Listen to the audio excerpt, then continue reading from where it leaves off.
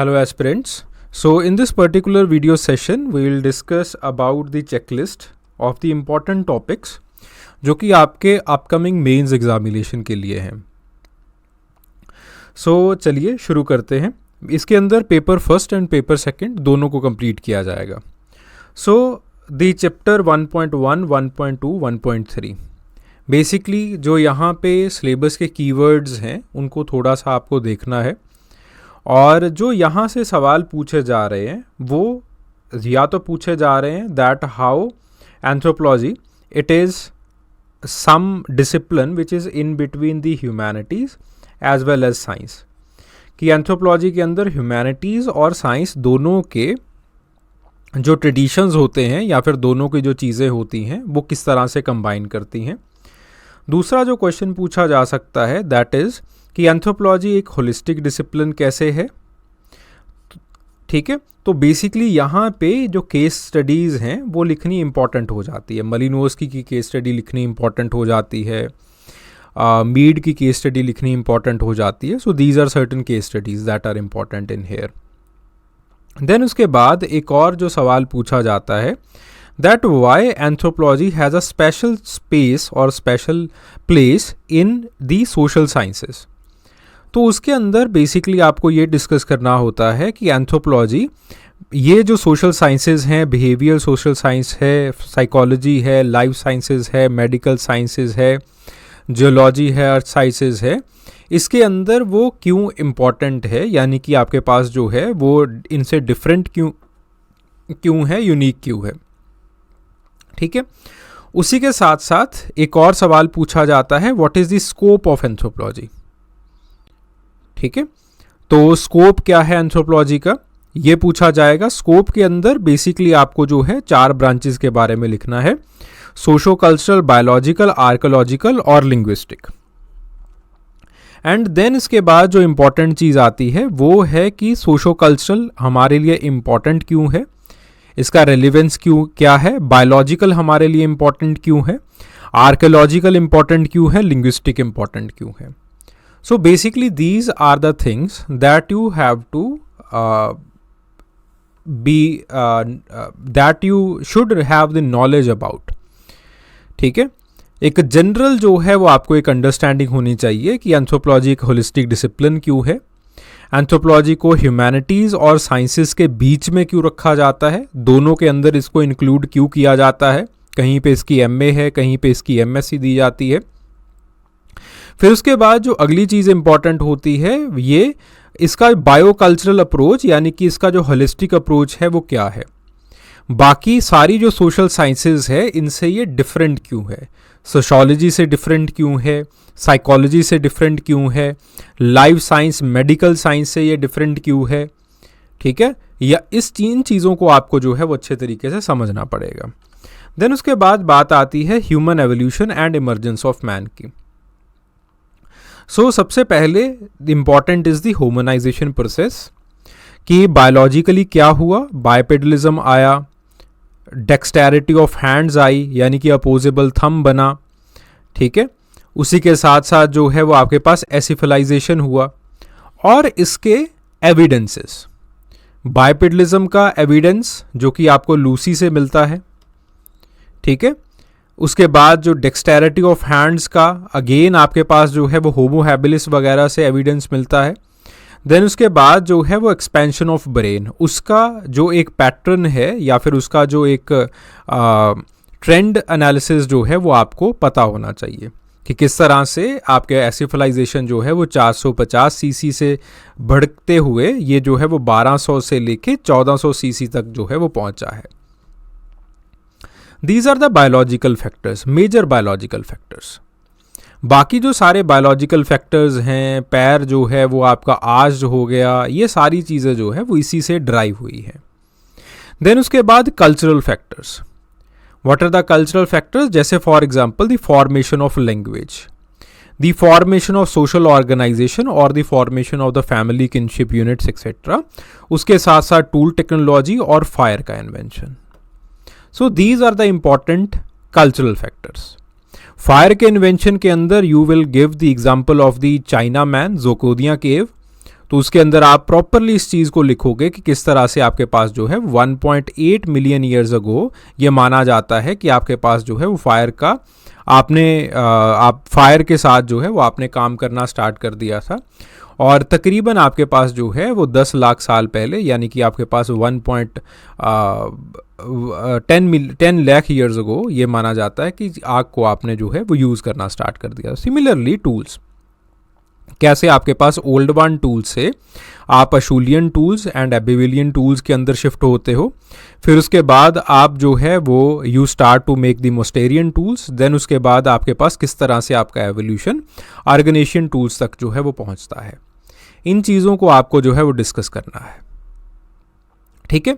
सो यहाँ पे जब भी आपसे होमोनाइजेशन प्रोसेस की बात आए तो होमोनाइजेशन प्रोसेस को आपको प्रॉपरली एविडेंस देते हुए जो है वो लिखना है। देन उसके बाद बात आती है ऑर्गेनिक एवोल्यूशन की। ऑर्गेनिक एवोल्यूशन के अंदर प्री डार्विनियन थ्योरी के अंदर लमार्क की थ्योरी ज़्यादा इंपॉर्टेंट है। डार्विनियन थ्योरी के अंदर जो है वो अगेन आपको डार्विन को क्रिटिसाइज करना आना चाहिए, that what was the Darwin's critical analysis. पहली चीज़, उन्होंने हेरिटेबिलिटी को अच्छे तरीके से एम्पिरिकल एविडेंसेस से नहीं समझाया था, but with the help of the aspect of पेगेंसिस। अगेन ये जो है वो काफ़ी अजीब सी और फिलोसफिकल एक डायमेंशन था उसका, जिसका एम्पिरिकल एविडेंस जो है वो हमें नहीं मिला। फिर उसके बाद आपके पास ये जो जो एडवांटेजियस ट्रेड्स हैं वो आते कैसे हैं, रॉ मटेरियल इसका कैसे है, इस चीज़ को डार्विन ने नहीं समझाया, ठीक है। इस तरह से डार्विन के जो क्रिटिकल एनालिसिस हैं उनको आपको लिखना है, ठीक है। तो सिमिलरली डार्विन ने जो है वो आपके पास the continuation of appendix etcetera, जो आपके पास अच्छे ट्रेड्स नहीं हैं उनके बारे में जो है वो डार्विन ने आपको जो है वो नहीं बताया था, दैट ऐसा क्यों हो रहा है। फिर उसके बाद इस चीज़ को समझाते हुए कैसे पोस्ट डार्विनियन थिंकर्स आते हैं, और फिर उसके बाद कैसे सिंथेटिक थ्योरी ऑफ एवोल्यूशन का डेवलपमेंट होता है। ये इंपॉर्टेंट चीज़ें हैं, पूरी की पूरी कहानी बनती है, और इस चीज़ को जो है वो आपको सिस्टमैटिकली समझना होगा, आपको करना होगा। देन उसके बाद जनरली यहाँ से कोई सवाल अभी तक पूछा नहीं गया है, बट आपको एक जनरल अंडरस्टैंडिंग ज़रूरी है कि आखिरकार ये जो कॉप्स रूल है, डॉल्स लॉ है, ये होता क्या है, ठीक है। देन उसके बाद बात आती है the characteristics of the primates. तो प्राइमेट्स के अंदर जो है वो again evolutionary trends they are important. Evolutionary trends in the aspect of dentation, कि डेंटेशन किस तरह से बदला है, ठीक है। फिर उसके बाद second is important the evolutionary trend in the locomotion, ठीक है। ये दो ट्रेंड्स जो है वो ज़्यादा इंपॉर्टेंट है। बाकी एसेफलाइजेशन हुआ है वो सबको पता है, वो सब लिखते भी हैं, ठीक है।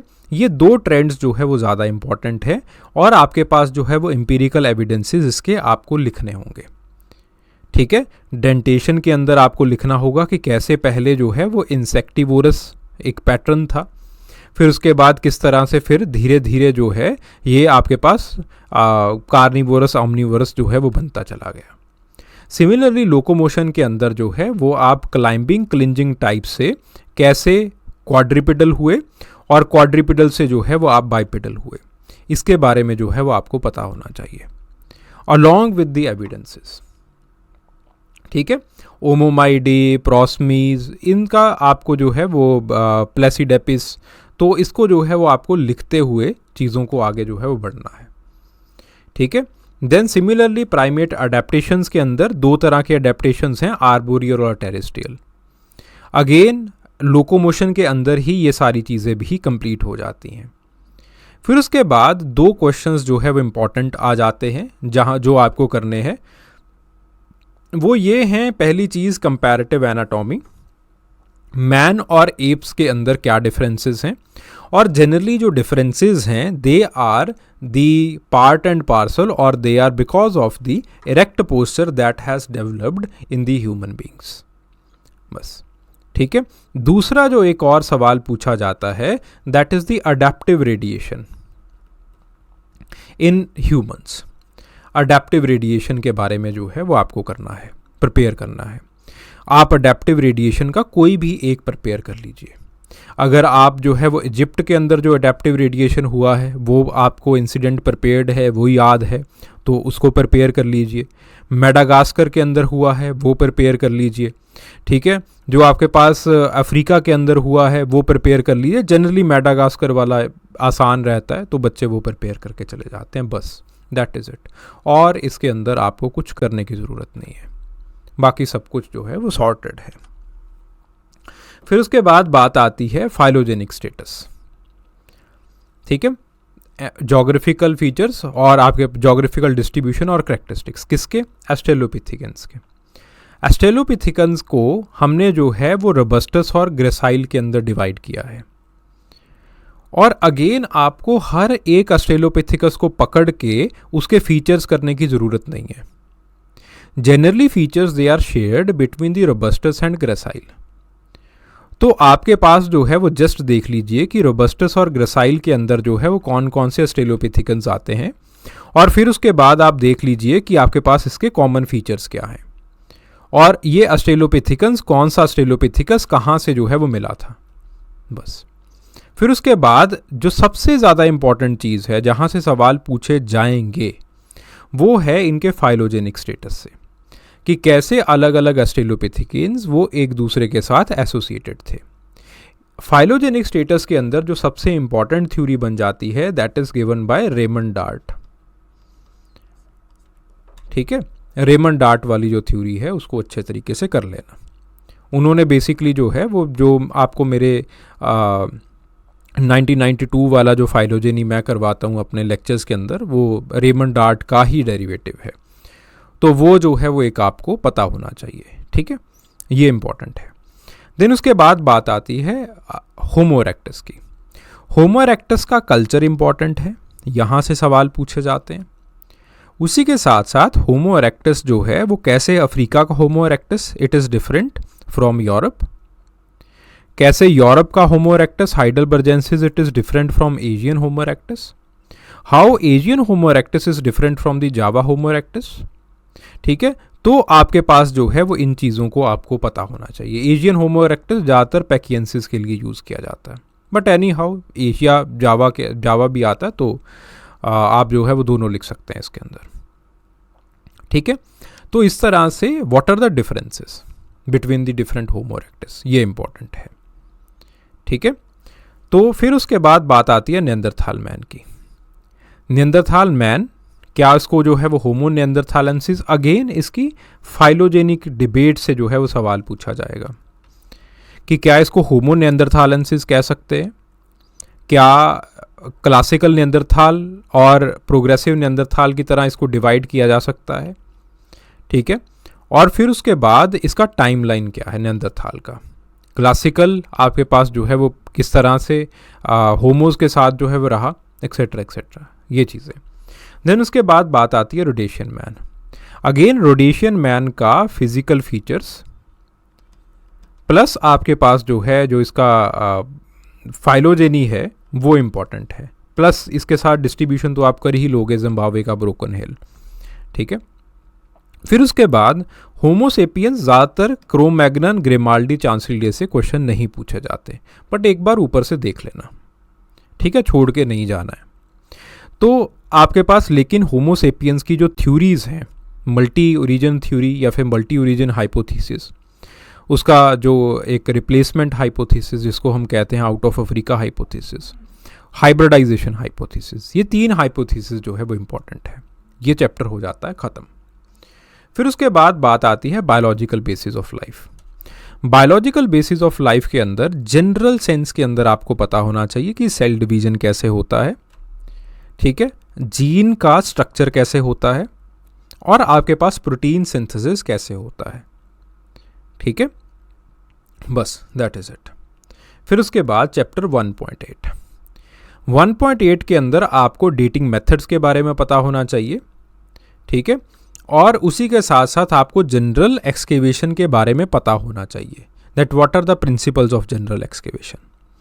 कि आपके पास जो है वो पहले साइट को सर्वे किया जाता है, ठीक है, फिर उसके बाद साइट के जो है वो सेक्टर्स काटे जाते हैं, फिर उसके बाद जो है वो साइट को एक्सकेवेट किया जाता है, सैम्पलिंग की जाती है उसकी, फिर उसके बाद सैम्पलिंग के अंदर जो है वो एसोसिएशंस वगैरह ढूंढी जाती हैं, एक्सेट्रा एक्सेट्रा, ठीक है। प्रोवियंसेस के अंदर जिसको मैंने सेक्टर लिखा है that is known as the provenance, तो उसके अंदर कैसे काटा जाता है थोड़ा सा इसके बारे में पता होना चाहिए, अगर नहीं पता है कोई दिक्कत नहीं, ठीक है, अब तो खैर कोई दिक्कत ही नहीं, ठीक है। फिर उसके बाद बात आती है कल्चरल एवोल्यूशन की। कल्चरल एवोल्यूशन के अंदर जब पेलियोलिथिक की बात करो तो आपको होलिस्टिकली डिस्कस करना है, सिर्फ इतना काफ़ी नहीं है कि चॉपर चॉपिंग टूल स्टार्ट हुए, ठीक है, फिर उसके बाद जो है वो आपके पास हैंड एक्सेस आ गए, फिर उसके बाद जो है वो ये क्लीवर्स वगैरह चलते गए, सिर्फ इतना पता होना काफ़ी नहीं है। उसी के साथ चॉपर चॉपिंग ट्रेडिशन जो है वो ओल्ड वाई ट्रेडिशन आया आपके पास, फिर उसके बाद हैंड एक्सेस कैसे जो है वो आपके पास अशूलियन ट्रेडिशन के आए, फिर उसके बाद एबिविलियन ट्रेडिशन के आए, इसके बारे में जो है वो आपको पता होना चाहिए, कैसे चल के ये आगे चल के मुस्टेरियन ट्रेडिशन के अंदर डिवाइड होता है, फिर उसके बाद जो है वो आपके पास ऑर्गेनेशियन सॉल्यूट्रियन वगैरह के अंदर किस तरह से डिवाइड होता जाता है। तो बेसिकली आपको जनरली जो टूल टाइप के ट्रेडिशंस हैं वो पता होना चाहिए, ठीक है। तो ये सारी चीज़ें और उस टाइम के ऊपर इन्वायरमेंट कैसा था और आपके पास जो है वो उस टाइम के ऊपर किस तरह से जो है वो टूल्स इवॉल्व करी हैं, जो ओवरऑल कल्चर है वो किस तरह से इवॉल्व किया है, ये आपको पता होना चाहिए, ठीक है। आगे आने वाले लेक्चर्स के अंदर we will also discuss the tool types etcetera. मैं डायग्राम्स वगैरह के ऊपर, डायग्राम और केस स्टडीज़ वगैरह के ऊपर कुछ लेक्चर्स वगैरह लूँगा, तो वहाँ पे जो है वो मैं आपके साथ डिस्कस कर लूँगा इन चीज़ों को, ठीक है। तो अगेन बड़े आसानी से ये क्वेश्चन बड़े मतलब एक ज़्यादा घुमा फिरा के जो है वो ये क्वेश्चन नहीं पूछे जाते हैं, एक बड़ी जनरल अंडरस्टैंडिंग से सॉल्व होने वाले ये क्वेश्चंस होते हैं। देन उसके बाद nature of culture. Nature of culture के अंदर व्हाट इम्पॉर्टेंट इज़ कि आपके पास जो है वो कल्चर क्या चीज़ होती है, कल्चर और सिविलाइजेशन के अंदर अंतर क्या है, और आपके पास कल्चरल रिलेटिविज्म क्या है, कल्चरल रिलेटिविज्म के क्रिटिसिज्म्स क्या है, ये मेजर थीम्स हैं। फिर उसके बाद बात आती है सोसाइटी की। How society and culture are different, what is social stratification और सोशल इंस्टीट्यूशन, यहाँ से सवाल पूछे जाते हैं। फिर उसके बाद मैरिज। मैरिज के अंदर द इम्पॉर्टेंट थिंग इज सबसे पहले मैरिज रेगुलेशंस, ठीक है। मैरिज रेगुलेशंस प्रेफरेंशियल, प्रिस्क्रिप्टिव और प्रोस्क्रिप्टिव, इसको अलायंस थ्योरी कैसे बताती है, दिस इज इंपॉर्टेंट, यहां से सवाल पूछा जाएगा, ठीक है। फिर उसके बाद ये इंपॉर्टेंट हो जाता है कि मैरिज का फंक्शन क्या होते हैं। ये जो मैरिज के फंक्शंस आपको पूछे जाएं, you have to write with the help of reference from the different anthropologists, ठीक है। फिर उसके बाद आपको इंसिस्ट टैबू की थ्योरीज जो है वो याद होनी चाहिए, और अगर हो सके तो एक आध मॉडर्न थ्योरी भी कर लीजिएगा, ठीक है जी। तो आपको थ्योरीज वगैरह के बारे में पता होना चाहिए। एंड देन उसके बाद बात आती है यूनिवर्सैलिटी ऑफ मैरिज की। यूनिवर्सैलिटी ऑफ मैरिज का मतलब है कि जो हमारा एक यूनिवर्सल नोशन है मैरिज का, कि एक मर्द और औरत का जो है वो आपस में संबंध होता है, जिसको हम मैरिज कहते हैं। ये जो यूनिवर्सल नोशन है, क्या ये यूनिवर्सल है या नहीं है। इसके अंदर नायर्स का एग्जाम्पल हम की बात करते हैं, गोस्ट मैरिजेस अशांति की बात करते हैं, ठीक है। इस तरह से आपके पास अलग अलग मैरिजेस की बात की जाती है। जो सवाल है वो जनरली यहाँ से पूछे जाएंगे कि मैरिज का यूनिवर्सल डेफिनेशन क्यों नहीं हो सकता, बिकॉज डाइवर्सिटी बहुत ज़्यादा है, चेंज बहुत ज़्यादा है, they are primary two reasons, ठीक है। तो आपको हल्की फुल्की ये जो एग्जाम्पल्स हैं वो याद होनी चाहिए, बस दैट इज़ इट। देन उसके बाद बात आती है फैमिली। फैमिली के अंदर अगेन जो पहला सवाल बनेगा वो बनेगा comparative analysis of family, house hold and domestic groups, कि कैसे फैमिली, हाउस होल्ड और डोमेस्टिक ग्रुप तीनों जो है वो अलग अलग चीज़ें होके फैमिली का ही एक रूप है। फैमिली एक संस्थान की तरह होता है जो कि जनरली न्यूक्लियर फॉर्म के तरह देखा जाता है, ठीक है, जिसके अंदर एक माँ बाप होते हैं और बच्चे होते हैं। फिर उसके बाद बात आती है हाउस होल्ड की। House hold it is more like the extended kinship, जैसे हम इंडियन जॉइंट फैमिली की बात करते हैं। फिर उसके बाद डोमेस्टिक ग्रुप्स जैसे कोई मेड वगैरह आपने रख ली। तो हाउस होल्ड के अंदर एक फीलिंग ऑफ वननेस होती है according to Irawati Karve. Feeling of oneness on the basis of the one roof, on the basis of one hearth, on the basis of one god और गॉडेस। डोमेस्टिक ग्रुप ये entirely economical होता है, ठीक है। फिर उसके बाद यूनिवर्सैलिटी ऑफ फैमिली कि क्या फैमिली जो है वो यूनिवर्सल नोशन है। Universality of family again nuclear family वाला जो फैमिली है क्या वो यूनिवर्सल है या नहीं है। अगेन नायर्स वगैरह का केस स्टडी लिख के आप इस चीज़ को जो है वो ख़त्म कर सकते हो, ठीक है जी। फिर उसके बाद what are the changes in the family. मैं ऐसे नहीं कह रहा कि आप टाइप्स ऑफ फैमिली मत कीजिए या फिर फंक्शंस ऑफ फैमिली मत कीजिए, करके जाइए। बट अगेन आपके पास impact of urbanisation, industrialisation and feminist movements on family, ठीक है। तो यहाँ पे आपको जो है वो पता होना चाहिए कि इंडिया के अंदर कैसे चेंज है और आपके पास ट्रेडिशन भी फॉलो किए जा रहे हैं। जैसे मैं अक्सर MS गोर का अग्रवाल्स ऑफ दिल्ली वाला एग्जांपल लेता हूँ। तो अग्रवाल ऑफ दिल्ली के अंदर जो है वो MS गोर ने इस चीज़ को दिखाया कि कैसे जो है वो आपके पास Agrawals they are living in the joint family but in a nuclear setup, ठीक है। वो जो है वो काफ़ी सारी मंजिलों वाला घर बना लेते हैं, जो ग्राउंड लेवल है वहाँ पे ग्रैंडफादर ग्रैंड मदर रहते हैं और ऊपर जो है वो फर्स्ट फ्लोर के ऊपर खुद रहना शुरू कर देते हैं, सेकंड फ्लोर अपने भाई को रखना शुरू कर देते हैं। सो इंडिया के अंदर जो ट्रेडिशन है उसमें कंटिन्यूटी भी दिखाई देती है और कंटिन्यूटी के साथ साथ जो है वो एक चेंज भी जो है वो दिखाई देता है, ठीक है। तो उस पर्सपेक्टिव से ये जो सवाल हैं वो आपसे पूछे जाएंगे। फिर उसके बाद आगे चीज़ आती है किनशिप की। किनशिप के अंदर जो है वो again what important is the descent and the alliance theory. Descent and alliance theory दोनों थ्योरीज ने किनशिप को कैसे समझाया है, ये चीज़ बड़ी इंपॉर्टेंट है। फिर उसके बाद जो इन चीज़ों का जस्ट डेफिनेशन देख जाना, डेफिनेशन से ही ये जो क्वेश्चंस पूछे डिसेंट फिलिएशन कम्प्लीमेंट्री फिलिएशन से क्वेश्चन पूछे जाएंगे, वहीं से सॉल्व हो जाएंगे। देन उसके बाद बात इंपॉर्टेंट जो है that is the kinship terminology. Kinship terminology के अंदर basically right a short note type of question, it is generally asked. दूसरे तरह का जो सवाल पूछा जाता है वो पूछा जाता है what are the factors that decide the kinship terminology, ठीक है। फिर उसके बाद जो तीसरे तरह का सवाल पूछा जाता है what is the significance of the kinship terminology. इसको write a short note type of question की तरह पूछा जाएगा, तो ऐसे पूछा जाएगा kinship behaviour and kinship terminology, इस तरह से, ठीक है जी। तो इस तरह से जो है वो आपके पास किनशिप चैप्टर जो है इट इज़ इम्पॉर्टेंट। कंसैंग्युनिटी क्या होती है, एफिनिटी क्या होती है, इसके बारे में आपको पता होना चाहिए, ठीक है। फिर उसके बाद ये तो आप सब लोगों ने किया ही होगा, what are the forms of the descent groups etcetera etcetera, ठीक है। ये दो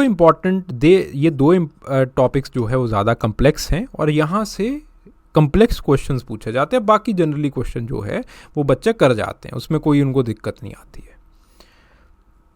देन उसके बाद बात आती है इकोनॉमिक ऑर्गेनाइजेशन की। Formalist and substantivist debate, it is very important.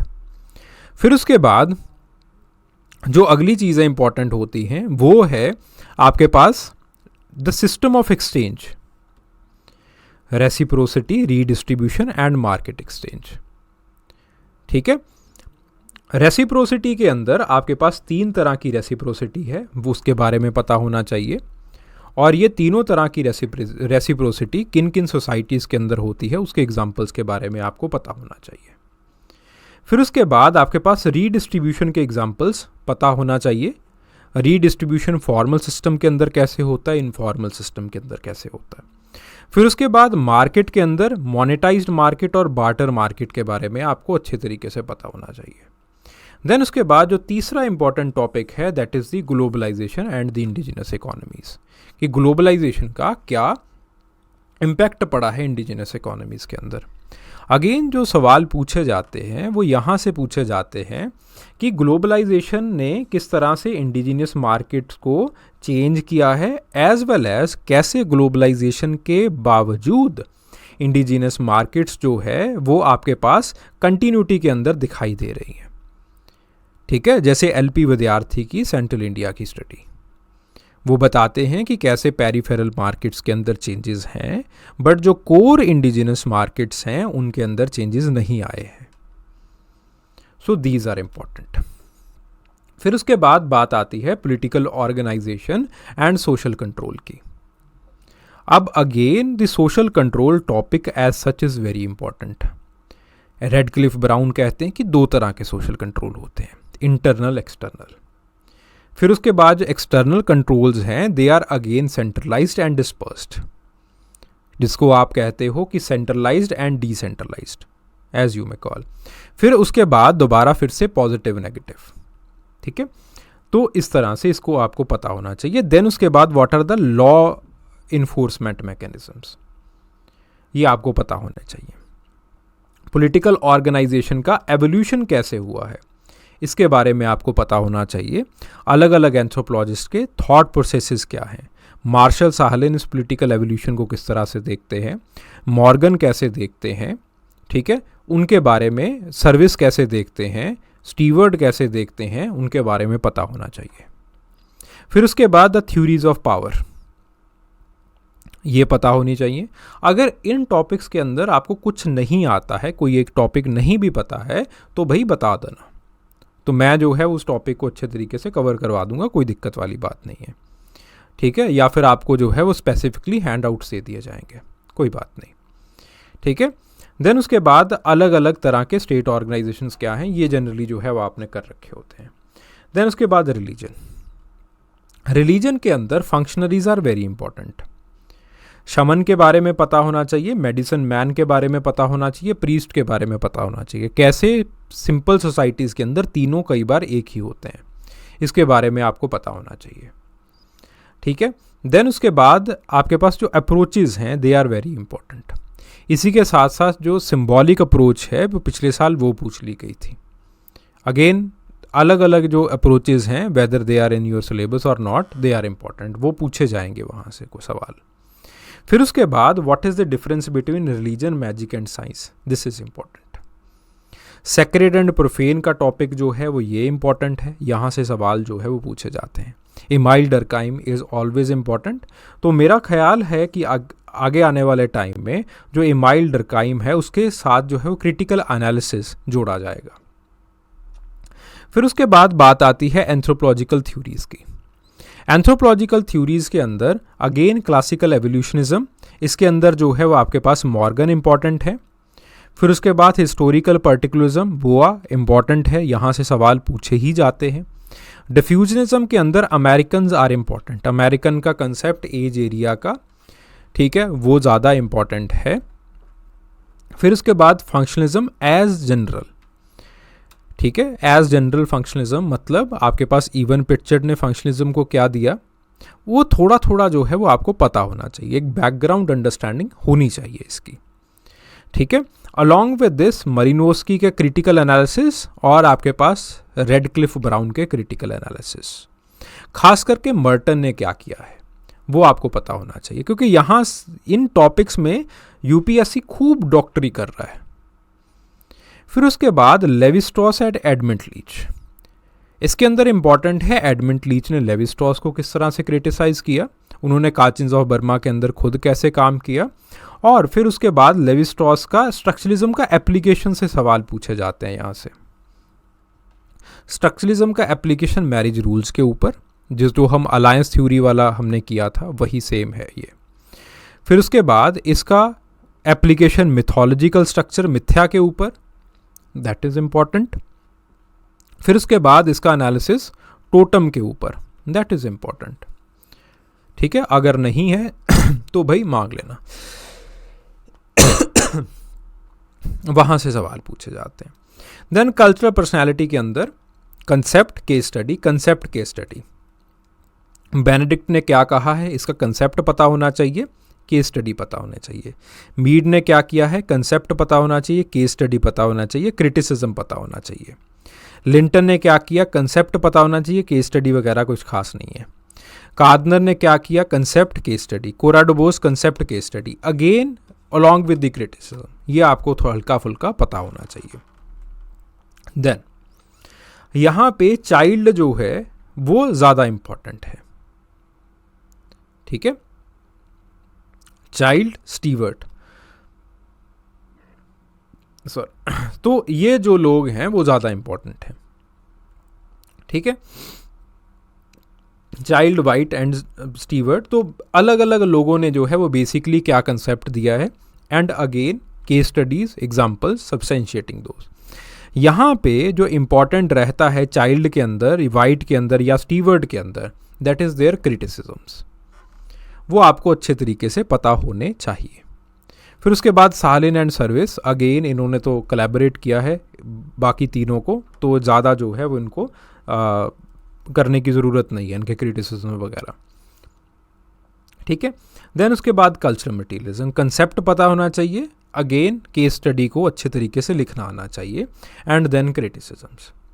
Symbolic and interpretive theory, Turner की लिमिनैलिटी की थ्योरी, अगेन इसके कंसेप्ट्स आपको पता होना चाहिए। श्नाइडर की थ्योरी, सिर्फ थ्योरी कर लेना काफ़ी होगा, ठीक है। मैं नहीं समझता कि अभी एक बार में जो है अगर श्नाइडर पूछा जाएगा तो यूपीएससी जो है वो एकदम से क्रिटिकल एनालिसिस के ऊपर जाएगा, ठीक है।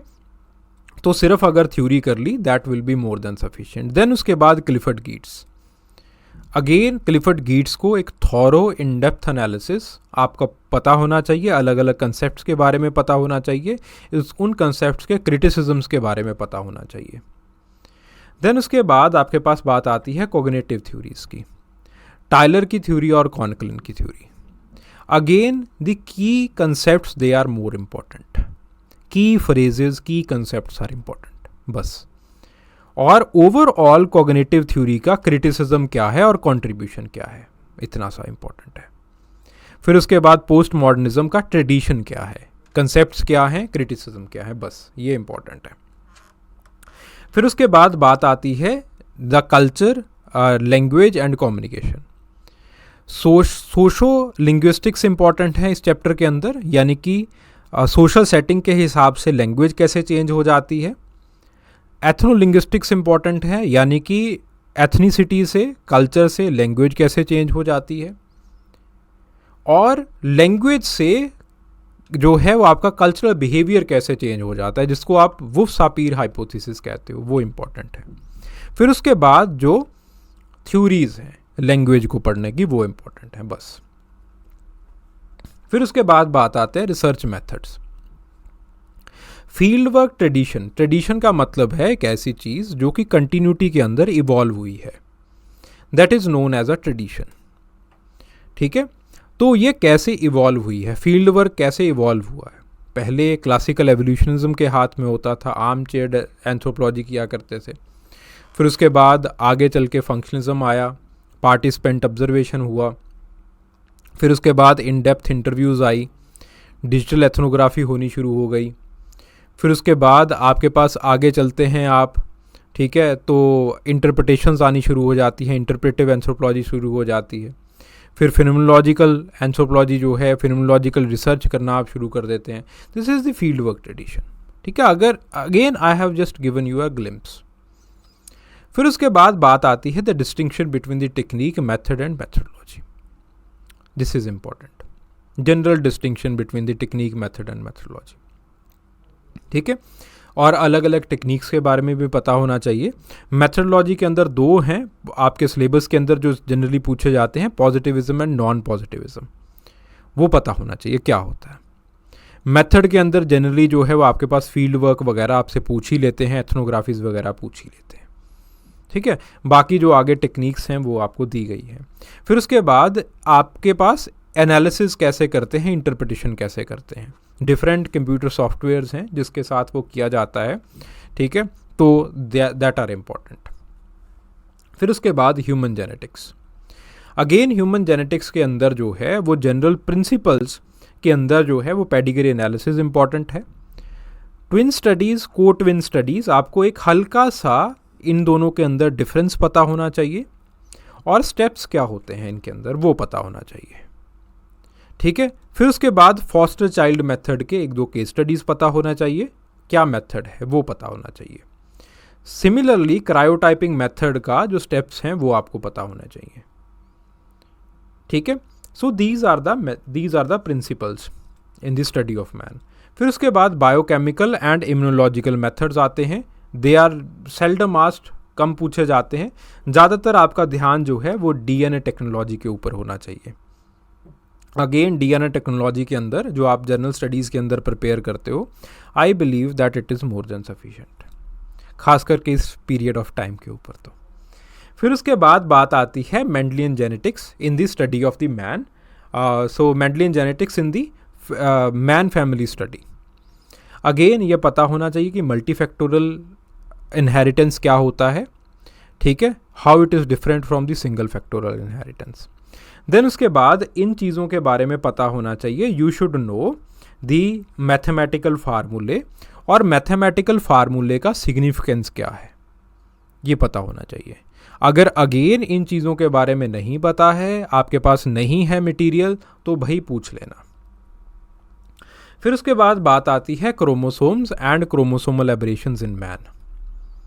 So again numerical structural aberrations क्या हैं, क्लेनफेल्टर सिंड्रोम जो है वो क्या है, what are the aberrations, what are the symptoms etcetera, वो आपको समझ में आना चाहिए। और आपके पास जो है वो नॉन डिसजंक्शनल एरर होता क्या है।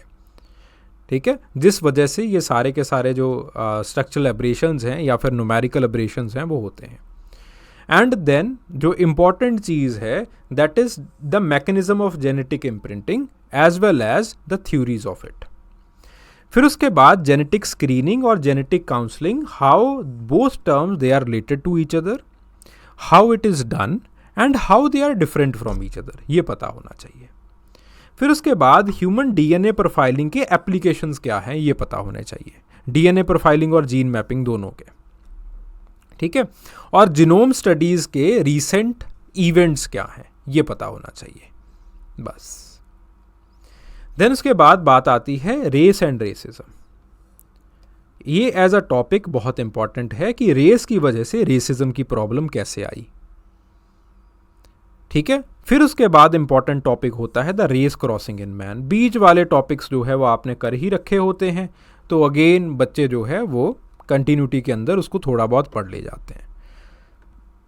ये दो यहाँ से पूछे जाएंगे। फिर उसके बाद जेनेटिक मार्कर्स। जेनेटिक मार्कर्स में ABO-RH इंपॉर्टेंट है। ABO-RH का मतलब है कि कैसे ये जो आपके पास ग्रुप्स हैं वो अलग अलग पॉपुलेशंस के अंदर अलग अलग जो फ्रीक्वेंसी है उसके अंदर रहते हैं। फिर उसके बाद HLA-HP इज इंपॉर्टेंट। ठीक है, HLA इंपॉर्टेंट है। फिर उसके बाद ट्रांसफेरेंस से ज़्यादा क्वेश्चन नहीं पूछे जाते हैं, GM इज इंपॉर्टेंट। ये कुछ को आप कर जाइएगा, बाकी जो है वो जनरली आपको पता रहता है कि पल्स रेट जो है वो अगेन आप ऊपर चले जाएंगे, पल्स रेट इंक्रीज़ कर जाएगा, एक्सेट्रा एक्सेट्रा, ऐसी चीज़ें हैं। ठीक है, सो यहाँ से जो है वो कोर क्वेश्चन पूछे जाते हैं और इसका डेटा जो है वो आपको होना चाहिए। ठीक है, देन उसके बाद बात आती है the concepts and the methods of the ecological anthropology. ठीक है, सो अगेन आपके पास the key concepts, adaptability is important, adaptation is important, acclimatisation is important. और ये तीनों चीज़ें हॉट डेजर्ट में कैसे होती हैं, एल्टीट्यूड हाई एल्टीट्यूड के अंदर कैसे होती हैं, कोल्ड क्लाइमेट के अंदर कैसे होती हैं, और ख़ास करके कल्चरल अडेप्टेशन के ethnographic examples, they are important. Then उसके बाद एब्डोमोलॉजिकल एंथ्रोपोलॉजी। एब्डोमोलॉजिकल एंथ्रोपोलॉजी के अंदर epidemiological theory, it is important. Sedentary diseases क्यों बन रहे हैं, आजकल भारत में डिसीजेस की क्या प्रोफाइल है, ये सारी चीज़ें आपको पता होना चाहिए। और उसी के साथ साथ जो न्यूट्रिशनल डेफिशिएंसी रिलेटेड डिसीजेज हैं वो कौन से हैं, उनके क्या कारण हैं, वो आपको पता होना चाहिए। तो again except for the theory, even if you are writing from the general studies perspective, the answer is valid. ठीक है, खैर मैं इस चीज़ को परफेक्ट नहीं मानता हूँ, but again it is valid. ठीक है, देन उसके बाद बात आती है the concept of the human growth and development, the stages of growth, और हर एक स्टेज के अंदर इमोशनल लेवल के ऊपर कैसे डेवलपमेंट हो रही है, कल्चरल लेवल या फिर सोशल लेवल के ऊपर कैसे डेवलपमेंट हो रही है, और फिजिकल लेवल के ऊपर क्या डेवलपमेंट हो। प्री नटल के अंदर तो ऑब्वियसली सिर्फ फिजिकल लेवल ही होगा, बट बाकियों के अंदर जो है वो ये 2 लेवल्स भी ऐड हो जाएंगे।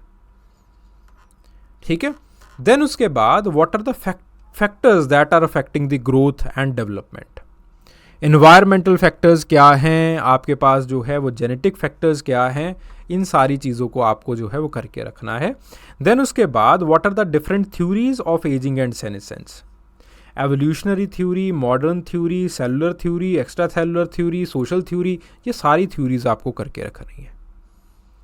ठीक है, फिर उसके बाद what are the methodologies. Methodologies के अंदर आपके पास जो आपके पास अगेन डिस्टेंस ग्राफ बनता है वो आपको पता होना चाहिए। देन आपके पास जो है वो जो वेलोसिटी ग्राफ बनता है उसके बारे में आपको जो है वो पता होना चाहिए। ठीक है, तो अगेन आपके पास जो है वो लॉन्जिविटी को मेजर करने की जो मेथडोलॉजीज़ हैं उसके अंदर जो है वो you have the cross sectional studies, you have the longitudinal studies, you have the mixed methods etcetera, उनके बारे में आपको पता होना चाहिए। ठीक है, देन एक और टॉपिक है that is known as the human somatotypes. ठीक है, तो ह्यूमन सोमैटोटाइप्स के अंदर भी जो आपके पास हीथ कार्टर मेथड है, शेल्डन मेथड है, वो इंपॉर्टेंट है, प्लस प्लस प्लस प्लस जो उसके एप्लीकेशंस हैं दे आर इंपॉर्टेंट। ठीक है, देन उसके बाद the relevance of menarche, menopause and other bio events to the fertility. ठीक है, इसका रेलेवेंस क्या है। ओके, तो ये जो है वो अगेन रेलेवेंस से तो कम सवाल पूछे जाते हैं, बट आपके पास what are the factors that are contributing to it, contributing to the high age of menarche, low age of menarche, menopause etcetera etcetera, ये सवाल पूछे जाएंगे। ठीक है, अगेन आपके पास जो है वो फर्टिलिटी पैटर्न से क्वेश्चंस जो है वो पूछे जाते हैं। ठीक है, कि आपके पास इंडिया के अंदर मेनार्ज अर्ली है, अर्ली हुआ है, नहीं हुआ है। अगेन यहाँ से जो सवाल पूछे जाएंगे that will be on the secular trends, that is the pattern following the velocity graph और नॉट, वो सवाल पूछे जाएंगे। देन उसके बाद बात आती है डेमोग्राफिक थ्योरीज की। डेमोग्राफिक 3 तरह की थ्योरीज जो है वो आपके सिलेबस में है, बायोलॉजिकल थ्योरी, सोशल थ्योरी और कल्चरल थ्योरी। हर एक थ्योरी एक प्रॉब्लम के ऊपर बेस्ड है। जैसे फॉर एग्जांपल मालथ्यूजन थ्योरी पॉपुलेशन की जो प्रॉब्लम है आपकी, फूड की प्रॉब्लम, फूड स्कार्सिटी की प्रॉब्लम, उसके ऊपर बेस्ड है।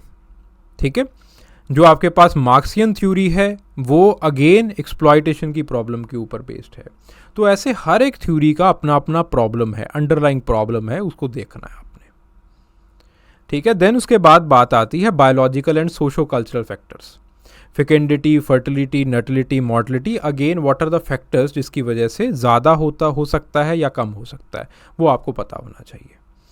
देन उसके बाद एप्लीकेशन ऑफ एंथ्रोपोलॉजी, इसके अंदर हाउ स्पोर्ट्स को आप किस तरह से बेटर कर सकते हो, इसकी केस स्टडीज़ आपको पता होनी चाहिए। न्यूट्रिशन एंथ्रोपोलॉजी के अंदर मेथड्स कौन से लगाए जा सकते हैं और कैसे आप बेहतर कर सकते हैं, न्यूट्रिशनल एंथ्रोपोलॉजी का उपयोग कर सकते हैं, उसके बारे में आपको केस स्टडीज़ पता होने चाहिए। अगेन फोरेंसिक्स के अंदर आपको ये पता होना चाहिए कि तंदूर कांड के अंदर फोरेंसिक एंथ्रोपोलॉजी ने कैसे काम किया। ठीक है, निर्भया केस के अंदर जो है वो फोरेंसिक एंथ्रोपोलॉजी ने कैसे काम किया। सो इसके बारे में जो है वो आपको पता होना चाहिए। Along with this facial reconstruction के जो मेथड्स हैं वो आपको पता होने चाहिए। अगेन एक general knowledge about these things they are also quite sufficient. Then उसके बाद genetic counselling is very important, eugenics is important. 2 topics हैं। ठीक है, फिर उसके बाद DNA technology you have already done, but disease के अंदर कैसे यूज़ की जा सकती है दैट इज़ इंपॉर्टेंट। ठीक है, फिर उसके बाद हम आगे बढ़ते हैं पेपर सेकंड की ओर। पेपर सेकंड के अंदर अगेन आपको इंडिया का कल्चरल एवोल्यूशन कैसे हुआ है, हर एक स्टेज के अंदर आपको पता होना चाहिए। पेलियोलिथिक के अंदर कैसे हुआ है, मेसोलिथिक के अंदर कैसे हुआ है, नियो के अंदर। खैर जब हम ट्रेडिशंस के बारे में बात करेंगे, जब हम डायग्राम्स वगैरह की क्लास लेंगे, एक हाथ वर्कशॉप लेंगे, तब इसकी बात कर ली जाएगी। पेलियो एंथ्रोपोलॉजी के अंदर 3 हैं, ज़्यादा है नहीं आपके सिलेबस में, तो यूपीएससी भी जो है वो अक्कड़ बक्कड़ करता है। कभी रामापिथिकस पूछ लिया, कभी शिवापिथिकस पूछ लिया, कभी नर्मदा पूछ लिया। तीनों को अच्छे तरीके से करके जाना है। एथनो आर्कियोलॉजी के अंदर again the case studies are important. कैसे फिशिंग पॉपुलेशन के अंदर स्टडीज़ की गई थी, पैस्टोरल्स के अंदर स्टडी की गई थी, हंटिंग के अंदर स्टडी की गई थी, the studies are important. Then उसके बाद बात आती है the demographic profile of India. Demographic profile के अंदर racial division is important. Guha की स्टडी कर लीजिए, सरकार की 2 स्टडीज़ करके चले जाइएगा। रिश्ते की स्टडी जो है वो जनरली बच्चों को पता ही होता कि 6 पार्ट्स के अंदर डिवाइड किया, ये काम किया उसने, ठीक है। तो गुहा और सरकार 2 इम्पॉर्टेंट हैं, और इसको किस तरह से क्रिटिसाइज़ किया है, दोनों को क्रिटिसाइज़ किया है, दिस इज़ इम्पॉर्टेंट, ठीक है। अगर और अच्छा करना चाहते हो तो पीपल ऑफ इंडिया प्रोजेक्ट में इस चीज़ को किस तरह से यूटिलाइज़ किया था, वो इम्पॉर्टेंट है, ठीक है। देन उसके बाद जो है वो बात आती है कि इंडियन पॉपुलेशन का फैक्टर्स क्या हैं, स्ट्रक्चर ऑफ ग्रोथ कैसा रहा है, एक्सेट्रा एक्सेट्रा, ये कुछ सवाल पूछे जाते हैं। फिर उसके बाद जो है वो जनरल इन एस्पेक्ट्स के बारे में आपको जो है वो कंसेप्ट्स के बारे में पता होना चाहिए। देन कास्ट सिस्टम के अंदर दीज थिंग्स, डोमिनेंट कास्ट, इसका क्रिटिसिज्म, कास्ट मोबिलिटी के अंदर पोलिटिसाइजेशन कैसे हो रहा है, पॉलिटिक्स कैसे आ रही है, जो रीसेंट स्टडीज़ हैं they are important. Future of caste system की classical debate that started in 1920s, Gandhi versus Ambedkar वाली, वो इम्पॉर्टेंट है। फिर जजमानी सिस्टम कैसे चेंज हुआ है, वो इम्पॉर्टेंट है। ट्राइब कास्ट कंटिन्यूम का कंसेप्ट क्या है और उसकी एप्लीकेशन क्या है, वो इम्पॉर्टेंट है। फिर उसके बाद थ्योरीज ऑफ कास्ट सिस्टम के अंदर बेसिकली वर्ण सिस्टम की अलग से थ्योरी कीजिएगा, और आपके पास जो जाति, भारतीय जाति व्यवस्था है, उसकी थ्योरी को अलग से निकाल के कीजिएगा, ठीक है। देन उसके बाद बात आती है the sacred concept and the nature man spirit complex, the concept as well as application as well as the critical analysis and subsequent works, they are important. Then impact of Buddhism, Jainism, कुछ खास important नहीं है। इस्लाम का और Christianity का impact क्या हुआ है, ये बहुत इंपॉर्टेंट है। खास करके इस्लाम का इम्पैक्ट लिटिल ट्रेडिशन के ऊपर क्या हुआ है वर्सेस ग्रेटर ट्रेडिशन के ऊपर क्या हुआ है, वो इम्पॉर्टेंट है। फिर उसके बाद emergence, growth and development of the Indian anthropology, इसका मैं जो है वो अलग से आपको दे दूंगा कि कैसे कैसे क्या क्या करना है, ठीक है। देन उसके बाद बात आती है विलेज, इंडियन विलेज की, ठीक है। इंडियन विलेज के अंदर again the significance of the village study in India, that is important, ठीक है, कि विलेज स्टडी क्यों की जाए, इंडियन विलेज आखिरकार होता क्या है, और इंडियन विलेज को एज अ सोशल सिस्टम आप कैसे स्टडी कर सकते हैं, ये जो है वो आपको पता होना चाहिए। किस तरह से विलेज के पैटर्न्स जो है वो चेंज कर रहे हैं, इंटरकास्ट रिलेशनशिप्स कैसे चेंज कर रहे हैं, एग्रेरियन रिलेशनशिप्स कैसे चेंज कर रहे हैं, ग्लोबलाइजेशन का क्या इम्पैक्ट हुआ है। Each and every segment of this particular topic, it is very very very very very important, और एज इट इज़ सिलेबस पे इस चीज़ को उठा के जो है वो पूछ लिया जाता है। And here the case studies, they are extremely important. Then उसके बाद बात आती है linguistic and religious minorities and their socio political status. Again just general studies वाला जो आपने प्रिपेयर कर रखा है, that is more than sufficient in here.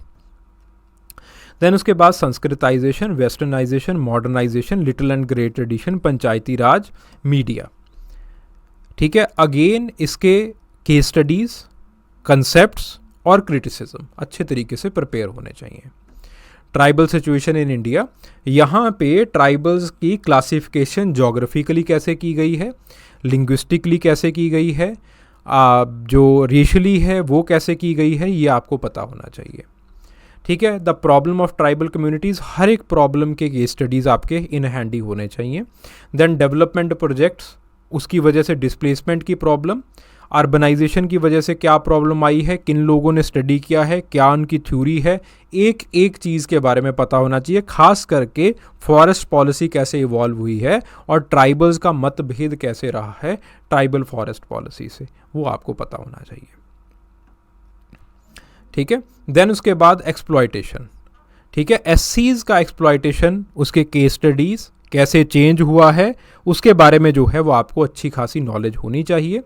Then उसके बाद सोशल चेंज, खास करके मॉडर्न डेमोक्रेटिक पंचायती राज की वजह से ट्राइबल्स के अंदर पॉजिटिव चेंज जो है वो कैसे आया है, उनका वर्ल्ड व्यू कैसे चेंज हुआ है, वो आपको जो है वो पता होना चाहिए।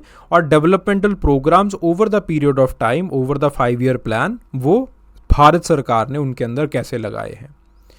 देन उसके बाद कंसेप्ट ऑफ एथनिसिटी क्या है, general concept that should be clear, pseudo tribalism that should be clear. फिर उसके बाद ट्राइबल मूवमेंट से यहाँ से सवाल पूछे जाते हैं, post independence as well as pre independence.